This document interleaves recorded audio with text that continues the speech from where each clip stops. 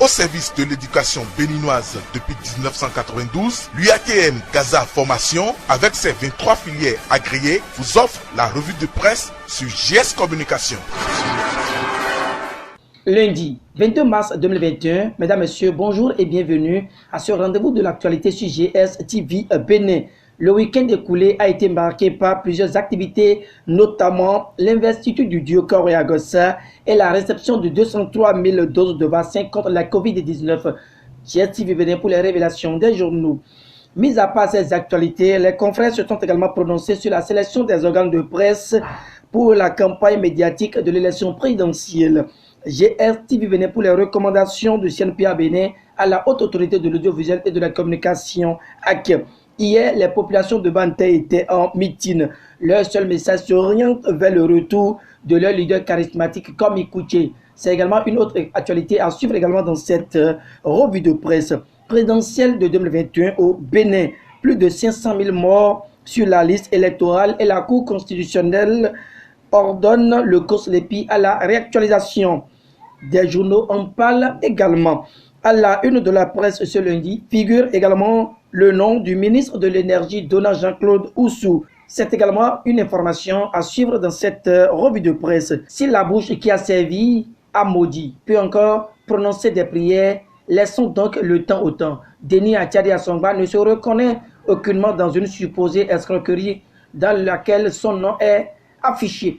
Mesdames, Messieurs, voilà les grands sujets à développer. Mais avant, allons à la découverte du quotidien Le Pays Émergent, qui est le journal à l'honneur ce lundi sur GS TV Bénin. Suppression des primes des enseignants. La CSTB annonce une grève générale, nous apprend le journal de Vicou. Le même confrère parle de la restauration de la démocratie et de l'état de droit. Les collines réaffirment leur soutien à Komi Koutié et réclament son retour, nous apprend Le Pays Émergent. À en croire le confrère, la ville de Gouka, dans la commune de Banté, a abrité ce dimanche un géant meeting pour donner de la voix en ce qui concerne la situation sociopolitique de plus en plus tendue par ces temps. Des jeunes et des femmes venus de toutes les communes du département des Collines ont par cette occasion réclamé le retour de leur leader politique. C'est Le Pays Émergent qui nous file toujours cette information. Le même confrère parle de la promotion des cultes et cultures endogènes. Denis Achadi Assongba exporte le vaudou et facilite l'obtention de passeports. Le confrère explique que le promoteur culturel, Sa Majesté Tova Madiakoui Dakodonou, à l'état civil, Denis Achadi Assongba, président d'honneur de l'ONG Midogbo, tiendra avec l'ONG l'édition 2021 du festival Africa Vaudou USA du 2 au 4 avril 2021 à Cana, à Zogbo-Domé. Initié depuis plusieurs années, maintenant aux USA, le festival Africa Vaudou descend au Bénin. Le Pays Émergent file cette information. Mais ce qui fait plaisir à travers cette parution est que la bouche qui a servi à maudit peut encore servir à prononcer des prières. Laissons donc le temps au temps. Denis Achadi Assongba est bien droit dans ses bottes et ne se reproche rien par rapport à une supposée escroquerie dans laquelle son nom est mêlé. Nous continuons toujours avec Le Pays Émergent. Quelques jours après son limogeage de la JSP, l'entraîneur René Messan a finalement perçu ses 2 mois de salaire, nous apprend le confrère. Après son départ, le club réalise de bons résultats, signale Le Pays Émergent. Le même confrère parle du 37e championnat des clubs vainqueurs de la Coupe de handball. La CAHB signe un protocole d'accord avec le Maroc, signale le journal. Scrutin présidentiel de 2021. Le duo Talon-Talata. Choix du parti Force Corée pour le développement du Bénin. Les raisons, selon le professeur Soumanou, expliquées par le journal. Nous continuons toujours avec Le Pays Émergent, mais cette fois-ci avec les actualités liées au Comité national olympique et sportif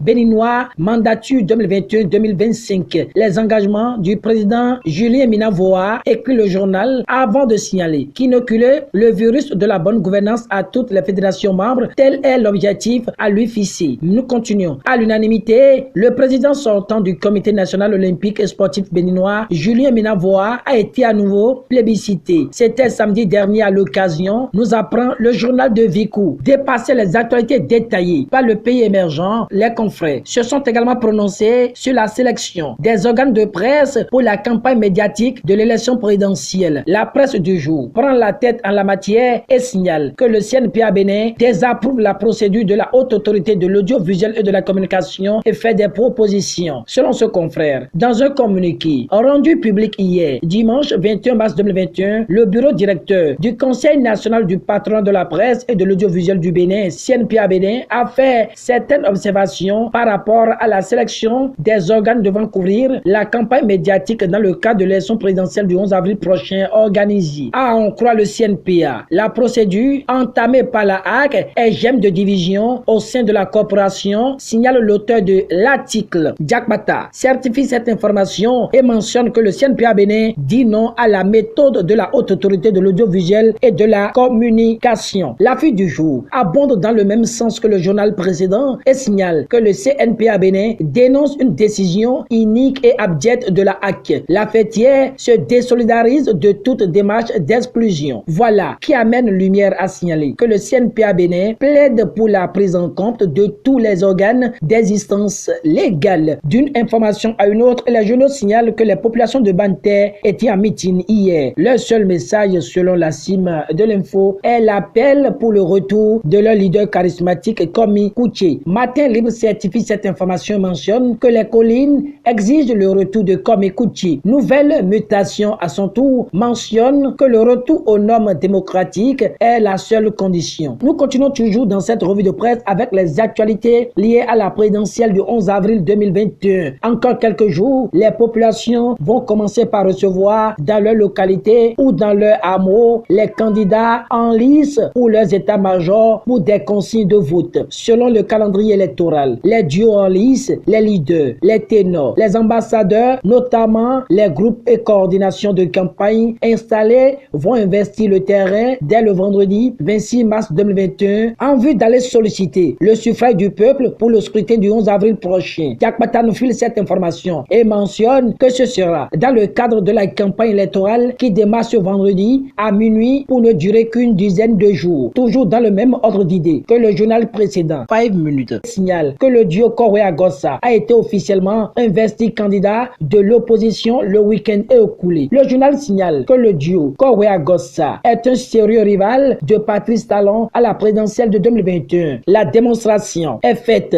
samedi 20 mars 2021 à Lada, une commune située à une cinquantaine de kilomètres de la capitale économique de Cotonou. Corentin Korwe et Irénée Agossa ont été officiellement investis candidats à l'élection présidentielle de 2021 par la dynamique Restaurer la confiance, une candidature qui menace sérieusement le président sortant Patrice Talon. Objectif affiché, des milliers de militants présents à cette cérémonie investis officiellement le candidat de l'opposition à la présidentielle de 2021, Corentin Korwe et son colistier Irénée Agossa. Mais c'est également une démonstration de force de la part de la dynamique Restaurer la confiance qui porte pour la toute première fois une candidature de surprise qui souhaite à tout prix provoquer l'alternance dans les urnes au soir du 11 avril 2021. 5 minutes poursuit et mentionne que malgré une chaleur écrasante, les plus de 3000 places de l'enceinte sont presque remplies et une demi-heure avant le début des choses sérieuses, les fils à lacets de l'arène ne cessent de s'allonger. La dynamique a vu les choses en grand pour l'investiture de son candidat, Corentin Korwe, qui se présente pour la première fois à la magistrature suprême. Le candidat et son colistier font leur entrée dans le stade sous le vivat de la foule. L'impression sur une chanson de Nel Olive. Nous continuons dans cette revue de presse et Dynamis Info rallie les journaux précédents avec son titre qui renseigne qu'il y a plus de 5000 morts sur la liste électorale. Du lourd détecté grâce à la vigilance d'un citoyen, précise le journal de Parfait Boko. Ayant eu écho de cette situation, Nouvel Observateur signale que les morts ne vont pas voter. Le Télégramme donne la même information par rapport au cas de 564 674 décès sur la liste électorale. Mais la Cour constitutionnelle oblige le COSLEPI à la réactualisation, signale le journal. À la une de la presse ce lundi, le nom du ministre de l'Énergie, Donald Jean-Claude Oussou, cliente au pluriel. Les 4 vérités signalent que Donald Jean-Claude Oussou salue l'acte historique du mouvement Talon Caution 2021 pour sa remise de chèque pour la campagne du duo Talon Talon Talata. Aux côtés des jeunes Aoussa de Porto Novo et environ, il invite les rois à prier pour la paix avant, pendant et après la présidentielle du 11 avril 2021. Le révélateur certifie cette information de remise de chèques pour contribuer à la campagne du duo Talon Talata. La jeunesse mandate le ministre Dona Jean-Claude Oussou. Le même journal confirme la sortie officielle de l'association des Aoussa de Porto Novo en sa présence.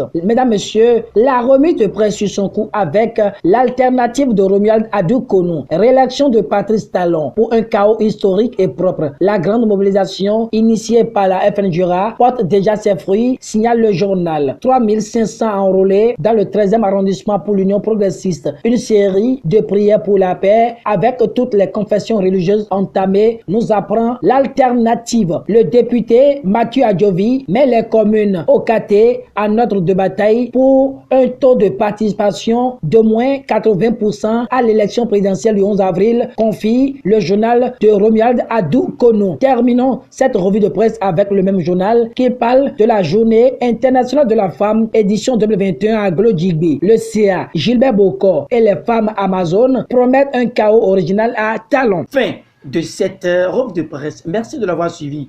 Bonne journée et très bon début de semaine à tous et à chacun.